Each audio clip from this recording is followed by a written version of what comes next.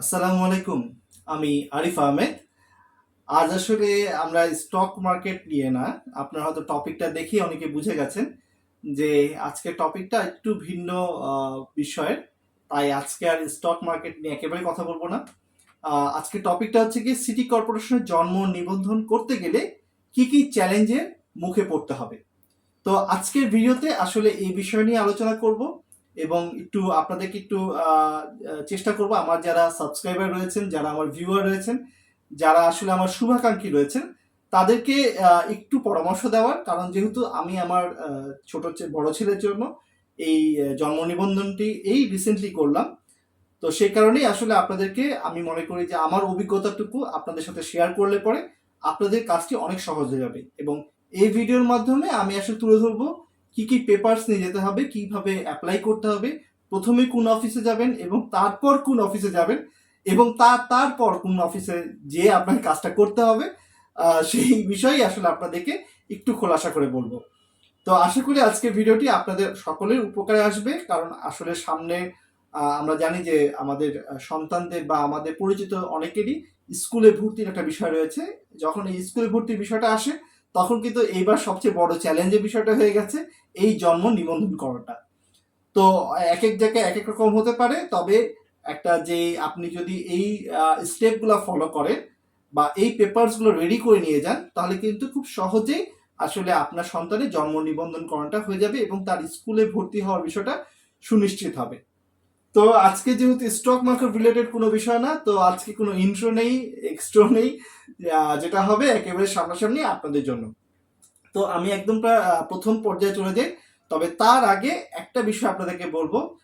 বর্তমান যুগে আসলে যেভাবে আমাদের উপর চাপ বাড়ছে, চাপ বলতে আমি বুঝাচ্ছি যে স্ট্রেস, এই স্ট্রেসটা এত পর্যায়ে বেড়ে যাচ্ছে, যার কারণে কিন্তু আমরা যারা সাধারণ যারা রয়েছি, তারা কিন্তু আসলে এই স্ট্রেসটা অনেক সময় নিতে পারছি না। এটা আমাদের পুরুষের জন্য যেমন হচ্ছে, মহিলাদের ক্ষেত্রেও তা হচ্ছে। এবং এই কারণে কিন্তু আপনারা খেয়াল করবেন যে এই সুসাইড অ্যাটেম্পের হার বেড়ে গেছে, ডিপ্রেশনের হার বেড়ে গেছে। আমাদের তরুণ সমাজ অনেকেই আজ অ্যাডিকশনে ভুগছে।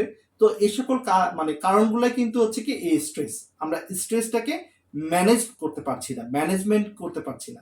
আসলে স্ট্রেসটাকে কিন্তু কখনো বাদ দিয়ে কখনো কিছু করতে পারবেন না, কারণ দিনকে দিন এই স্ট্রেসটা বাড়তেই থাকবে। তো আপনাদের যেটা করতে হবে, সেটাকে এই স্ট্রেসটাকে ম্যানেজ করতে হবে। যদি ম্যানেজ করতে পারেন, যদি এটাকে বিট করতে পারেন, তাহলে কিন্তু আপনি সফল হতে পারবেন। তো ঠিক এই স্ট্রেস ম্যানেজমেন্টের উপরে একটা কোর্স হচ্ছে, যেটি আমার স্কাউটের এক ছোট বোন করছে, সেই এটা ট্রেনার হিসেবে কাজ করছে। এই কোর্সটি হবে 11/7/2024, অর্থাৎ খুব সামনেই, রিসেন্টলি হচ্ছে। এবং এই কোর্সটির কিন্তু কোর্স ফি হচ্ছে 500 টাকা। তবে যদি আপনারা মানে আমাদের কাইট টিভির যদি ভিউয়ার হয়ে থাকেন, ফলোয়ার হয়ে থাকেন আমাদের পেজের, এবং আমাদের যদি সাবস্ক্রাইবার হয়ে থাকেন, তবে অবশ্যই আপনি 10% ডিসকাউন্টের দাবিদার। তো এই 10% ডিসকাউন্ট নিতে হলে পরে আপনি যখন রেজিস্ট্রেশনটা করবেন, সেই রেজিস্ট্রেশনের সময় জাস্ট বিকাশ নাম্বারের ক্ষেত্রে আপনি রেফারেন্সে কাইট টিভি লিখে দিবেন, KITE, kite TV, TV, just এতটুকু লিখলে পরে এবং 450 টাকা আপনি সেন্ড করলে পরে আপনার রেজিস্ট্রেশন হয়ে যাবে। তো আশা করি এই স্ট্রেস থেকে মুক্তি পেতে আপনাদেরকে এই কোর্সটি অনেক সহায়তা করবে। আর আমি ব্যক্তিগতভাবে কিন্তু এই কোর্সটি করেছি এবং ইনশাল্লাহ এই সামনে যেই 11 তারিখ কোর্সটি হবে, সেই কোর্সে অংশগ্রহণ করব। তাই কেউ এটা মিস করবেন না, কারণ আসলেই প্রত্যেকটা কাজ করতে গেলে শুধু এই সিটি কর্পোরেশনের না, আপনি যে কোনো কাজ করতে যান, এখন কিন্তু এই ধৈর্য ধরাটা, এই স্ট্রেসকে আপনি ম্যানেজ করাটা বেশি ইম্পর্টেন্ট হয়ে গেছে। তো ঠিক যেমনটি বলছিলাম, আসলে আমাদের মূল পয়েন্টে চলে যাই। আশা করি আপনারা সবাই এই কোর্সটি করবেন, আর কোর্সে কিন্তু আমার সাথে সবার আবার দেখা হবে ইনশাল্লাহ। তো যেটি বলছিলাম যে সিটি কর্পোরেশনের জন্ম নিবন্ধন করতে গেলে কি কি চ্যালেঞ্জের মুখে পড়তে হতে পারে, এটা যে একেবারেই হবে তা না। আমার ক্ষেত্রে যেটা হয়েছে সেটাই আপনাদের সামনে তুলে ধরবো। আপনাদের সামনে হয়তো বা আরো ভিন্ন ভিন্ন সিচুয়েশন আসতে পারে। তবে যদি প্রিপারেশন ভালো থাকে, সেই ক্ষেত্রে আপনার হয়তো কাজটি একটু সহজে হবে। তো আমি একেবারে আপনাদেরকে একটু ডিটেলসে বিষয়টা বুঝে বলার জন্য বলি। প্রথমে যেটা করতে হবে সেটি হচ্ছে কি, ঠিক আমার হাতে দেখতে পাচ্ছেন এমন একটি ফর্ম আছে। এটা অনলাইনে ফিল আপ করতে হয়। চাইলে পরে আপনি নিজেও করতে পারেন, নিজে করতে পারলে পরে কারো কাছে যাওয়ার প্রয়োজন নাই। তো যদি না করতে পারেন তবে যে কম্পিউটারের দোকান যেগুলো রয়েছে ওদেরকে বললে পরে ওরা ঠিক এই কাগজটাই ফিল আপ করে দিবে। আর এই কাগজটা কিন্তু আমার মতে আপনি আপনার ওয়ার্ড কমিশনার অফিসে গিয়েও করতে পারেন। ওয়ার্ড কমিশনার অফিসে গিয়ে যদি করেন তো সেই ক্ষেত্রে ওরাই কিন্তু যেটা করবে সেটা হচ্ছে কি এই ফর্মটা ফিল আপ করে প্রিন্ট আউট করে দিয়ে এটার যে সেকেন্ড পেজ রয়েছে আমি একটু দেখাচ্ছি আপনাদেরকে। সেকেন্ড পেজে আপনার এখানে দুটি সিগনেচারের জায়গা রয়েছে, এটাতে আপনি সিগনেচার করবেন এবং পরবর্তীতে এই মাঝখানে আপনার কিন্তু যে কমিশনার যে ওয়ার্ডের কমিশনার সেই কমিশনার একটা সিল দিবে এবং এখানে সাইন করবে। এটা কিন্তু বাধ্যতামূলক।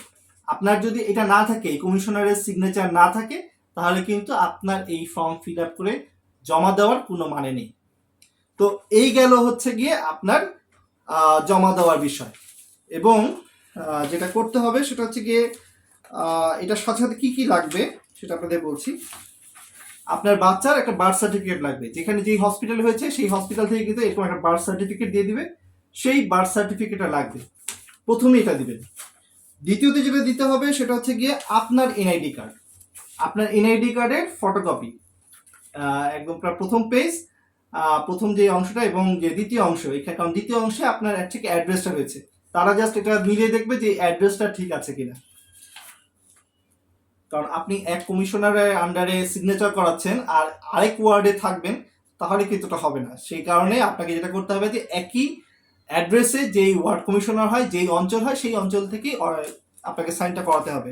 এরপর থাকবে হচ্ছে কি মায়ের এনআইডি, অর্থাৎ বাবার এনআইডি এবং মায়ের এনআইডি। আর একবারে আপনার শেষে যেটা থাকবে সেটা হচ্ছে গিয়ে আপনার যদি নিজের বাসা হয়ে থাকে তবে হচ্ছে কি আপনার তো একটা সিটি কর্পোরেশনের রসিদ রয়েছে, ঠিক এমন রসিদ একটা থাকে, সেই রসিদটা আপনাকে একটা ফটোকপি এটার সাথে জমা দিতে হবে যদি আপনি বাড়ি মালিক হয়ে থাকেন। আর যদি না হয়ে থাকেন সেই ক্ষেত্রে কিন্তু আপনার যিনি বাড়িওয়ালা রয়েছেন তার কাছ থেকে এটা সংগ্রহ করে নিতে হবে। মোটামুটি এই কটি কাগজ নিয়ে আসলে আপনি কিন্তু আপনার সন্তানের জন্ম নিবন্ধন করাটা করতে পারেন। তবে এখন আমি যে বিষয়টা নিয়ে আপনাদের আলোচনা করব সেটা হচ্ছে গিয়ে যেটা বলতে পারেন tips and tricks. Tip and ট্রিক্সের মধ্যে আমি আসলে খুব অনেস্টির সাথে চেষ্টা করেছিলাম যে একেবারেই পয়সা খরচ না করে এই কাজটি অটোমেটিক করব, যেহেতু ডিজিটাল যুগ, ডিজিটালিভাবে আমি নিজেই করতে পারি সব কিছু, এমন ধারণাটাই আমার ছিল। তবে বিশ্বাস করেন যদি এইভাবে ধারণা নিয়ে আপনি যান তবে আসলে খুব আশাহত হবেন। কারণ যেখানে আমি বসবাস করি সেখানকার ওয়ার্ড কমিশনারকে আমি খুব ভালো মতো চিনি, তার আন্ডারে একসময় আমি কাজও করেছি, ওয়ার্ডের বিভিন্ন রকম সমাজসেবামূলক কাজে অংশগ্রহণ করেছি।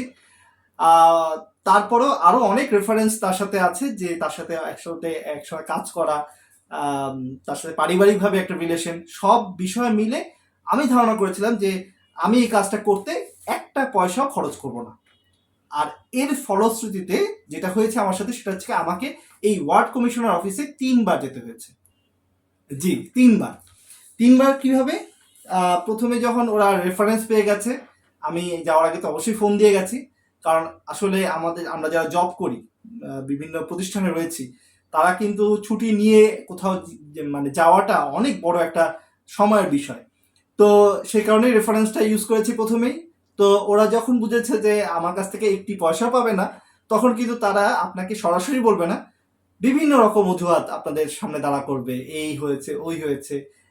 এমন একটা সময় হয়েছে যে এই আপনার ফর্ম ফিল আপ হয়ে গেছে, কমিশনার সাহেব নাই, আপনি কি বলবেন? কিছু বলার নাই। যে হয়তো বা আপনার এই কাগজটা নিয়ে যাবে সে নাই, সে কি কোথায় গেছে? লাঞ্চ করতে গেছে। লাঞ্চের পর কি লাঞ্চ আপনি দেখছেন যে 1 ঘন্টা, হ্যাঁ লাঞ্চ 1 ঘন্টা। আপনি যদি ব্যাংকের হিসাব করেন যে আমরা ব্যাংকে হয়তো বা 30 থেকে 45 মিনিট পাই একটা লাঞ্চ করার জন্য, কিন্তু সেখানে কিন্তু হিসাব আলাদা। সেখানে কিন্তু আপনার 2 ঘন্টার আগে কেউ লাঞ্চ করে আসে না। তারপর 2 ঘন্টা যাওয়ার পর যদি আপনি জিজ্ঞেস করেন যে কেন আসছে না, তখন শুনবে যে নামাজ পড়তে গেছে, কিছুই বলার নাই। তো সেই জন্য বলবো যে একটু হলে পরেও এখানে লিবারেল থাকতে হবে যদি আপনি কাজটা তাড়াতাড়ি নিয়ে আসতে পারেন। এবং লাস্টের দিন যে তৃতীয় দিন আমার আসলেও যেটা আমার হয়েছে সেটা আমি আমার স্ট্রেস রাখতে পারিনি আসলে, সেই কারণে আমার মনে হয় আবার এই সামনে যে 11 তারিখ যে কোর্সটি হবে সেখানে আমি আবার অংশগ্রহণ করব। লাস্টের দিন আমি একবারই আমার স্ট্রেস রাখতে পারি, কারণ আমি এত কষ্ট করে 3 বার অফিস ডেতে, এটা তো আর ছুটির দিন হয় না, অর্থাৎ আপনার হচ্ছে গিয়ে রোববার থেকে বৃহস্পতিবার, তো অফিস যেতে আমি অফিস শেষ করে খুব তাড়াহুড়া করে ম্যানেজমেন্টের পারমিশন নিয়ে যাচ্ছি, বাট কাজ হচ্ছে না। তো তৃতীয় দিন আমি খুব ক্ষেপে গেছি, যে আমাকে যাওয়ার পর বলা হলো যে সবই ঠিক আছে, আপনি তো স্যার এসছেনও ঠিক টাইমে, আপনার সব কিছুই ঠিক আছে, কিন্তু আমাদের সার্ভার তো ডাউন। আমি বললাম সার্ভার ডাউন বলতে কি, এটা সিটি কর্পোরেশনের সাথে আপনার লিঙ্ক আপ? বললো যে এটা আমাদের সিটি কর্পোরেশনের সাথে লিঙ্ক আপ না, এটা হচ্ছে কি ওয়াইফাই মাধ্যমে। তো ওয়াইফাই লাইন নাই। আমি কিন্তু সরাসরি কমিশনার সাহেবের সাথে দেখা করেছি। সে যখন নিচে এসে বললো যে ওয়াইফাই লাইন নাই কেন, তখন তারা বললো সহজ উত্তর, যে যারা ওয়াইফাই দিয়েছে তাদের কোনো লাইনে কোনো সমস্যা হয়েছে, ফোন দেওয়া হয়েছে, তারা আসবে। তো বুঝেন, আবার 5টায় বাজলে কিন্তু তারা চলে যাবে, এটাও সত্যি। তো তখন আমি একদম প্রয়োজনে, মানে কি বলবো আসলে, তখন আমি আমার নিজের মোবাইলের আমি তাদেরকে দিলাম, যে সাজেশন দিলাম যে আমি আমার মোবাইলে হটস্পট খুলে দিচ্ছি, হটস্পট দিয়ে আপনি কাজটা করতে পারবেন। তো যেটা হয় যে খুব ধীর গতিতে করে, এই যে আপনার মোবাইল ডাটা তো অনেক স্লো, এটা ঘুরছে, এটা হবে, লোডিং হচ্ছে, এই হচ্ছে। পরে আমার ইচ্ছা ছিল যে আমি ওই সিটে বসে কাজটা শেষ করে চলে আসি। তো যাই হোক, পরে আমি ওই 3 দিন পরে কাজটা করেছি, এবং করে যেটা হয়, আপনি যখন পেয়ে যাবেন এই ফর্মটা, তো এই ফর্মটা পেয়ে যাওয়ার পর, এটাই মূলত হচ্ছে কি সিটি কর্পোরেশন আপনার ওই ওয়ার্ড কমিশনার থেকে এই ফর্মটা দিয়ে দিবে। সাথে অবশ্যই খেয়াল রাখবেন যে দ্বিতীয় পেজের আমি যে বিষয়টা বললাম, যে দ্বিতীয় পেজে কিন্তু এখানে একটা আপনার এই কমিশনারের একটা সাইন দেওয়া জায়গা রয়েছে। এই সাইন এবং সিল, এটা খুবই ইম্পর্টেন্ট। এটা যদি আপনি না নিয়ে আবার যদি সিটি কর্পোরেশনে যান, সেই ক্ষেত্রে আপনাকে আরো 10 দিন ঘুরতে হবে এইটার জন্য। তো এরপরে আপনি যখন সবকিছু ফিল আপ করে নিয়ে যাবেন, এই সেকেন্ড পেজে দেখবেন যে নিচে একটা অংশ রয়েছে, এখানে অ্যারো দেওয়া আছে যে কেটে দেওয়া হবে আর কি। এটা তারা যেটা করবে যে কেটে দিয়ে এখানে একটা ডেট দেওয়া হবে, ডেট দিয়ে দিবে, ডেট দিয়ে আপনাদের জানিয়ে দিবে যে অমুক ডেটে এই কাগজটি হয়ে যাবে, আপনি এসে নিয়ে যেতে পারেন। তো আমি স্লিপটা আপনাদের দেখাই, ঠিক এমন একটা স্লিপ কিন্তু দিয়ে দিবে আপনাদেরকে।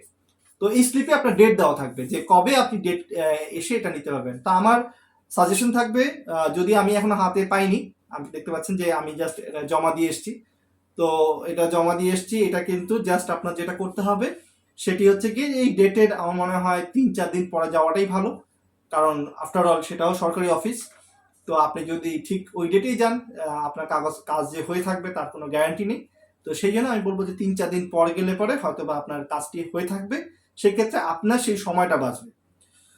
তো এই ছিল মূল বিষয়। তো আশা করি যে আমার এই ভিডিওটা দেখে যারা নতুন করতে যাচ্ছেন আপনার সন্তানের জন্য বা নিজের জন্য, যার জন্যই হোক না কেন, আপনাদের এই সাজেশনগুলো, এই টিপসগুলো, এই ট্রিক্সগুলো আসলে সহায়তা করবে। আর অবশ্যই যেটা বলবো সেটা হচ্ছে কি, এই যে স্ট্রেস ম্যানেজমেন্টের যে ট্রেনিংটা হচ্ছে, তাসমিনা আহমেদ দিচ্ছে, আমার এক ছোট ভাই স্কাউটের ছোট বোন। সো তার জন্য অবশ্যই আপনারা দোয়া করবেন যেন ও আরো সুন্দরভাবে এমনভাবে কোর্সগুলো আমাদেরকে উপহার দিতে পারে, যাতে করে আমরা আমাদের লাইফের স্ট্রেসটাকে কমিয়ে রাখতে পারি। কারণ এই সময় আমাদেরকে এই স্ট্রেস ম্যানেজমেন্টটা খুব বেশি ইম্পর্টেন্ট। কারণ আপনি রাস্তায় বের হন, যেখানে যান না কেন, প্রত্যেকটা কাজে আপনার উপর স্ট্রেস আসবেই। তো আজকের ভিডিওটা এইখানেই শেষ করছি। তো ইনশাল্লাহ যেমন স্টক মার্কেট নিয়ে আলোচনা করে যাই, স্টক মার্কেট আলোচনা থাকবে, সাথে সাথে চেষ্টা করব এমন যদি কোনো ইনফরমেশন, যে ইনফরমেশনটা আসলে আপনাদের সবার উপকারে আসে, সেই সকল ইনফরমেশনগুলো আপনাদেরকে দেওয়ার জন্য। তো ভালো থাকবেন, সুস্থ থাকবেন, ইনশাল্লাহ আবার দেখা হচ্ছে আপনাদের সাথে যে কোনো সমস্যা বলি, চ্যালেঞ্জ বলি, বা স্টক মার্কেট আপডেট বলি, যে কোনো একটা বিষয় নিয়ে আপনাদের সামনে উপস্থিত হব আমি, আরিফ আহমেদ। ধন্যবাদ আমার সাথে থাকার জন্য। ইনশাল্লাহ ভালো থাকবেন, সুস্থ থাকবেন। আল্লাহ হাফিজ।